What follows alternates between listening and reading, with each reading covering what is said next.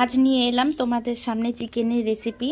তো দেখো আমি কি কি নিয়েছি। এখানে নিয়েছি চিকেন, আর এখানে নিয়েছি এই যে আলু কেটে নিয়েছি, এখানে রসুন কুচি, আদা কুচি, গোটা রসুন, লঙ্কা, এখানে টমেটো কুচি, পেঁয়াজ কুচি। তো দেখো ফ্রেন্ডস, আমি কি করে চিকেনটা বানাই। তো লাল লাল ঝাল ঝাল একটা কষা কষা চিকেন রেসিপি হয়ে যাক। তারপর এখানে মশলা পেস্ট করে নিয়েছি, এখানে লঙ্কা আর আদা পেস্ট করে নিয়েছি, এখানে পেঁয়াজ, রসুন, টমেটো, আদা আর এখানে পেস্ট করে নিয়েছি। দিলাম তাতে গোটা জিরে,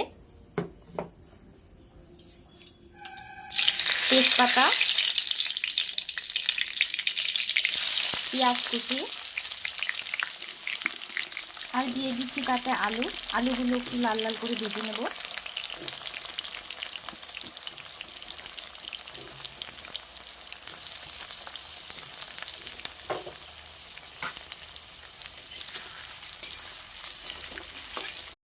এখানে দিচ্ছি নুন, স্বাদ মতো নুন,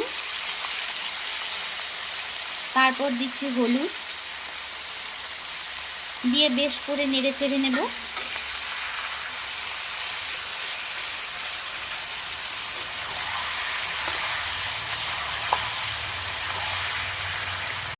তারপর এখানে দিয়ে দিচ্ছি পেস্ট করা মশলাগুলো, একে একে দিয়ে দিচ্ছি।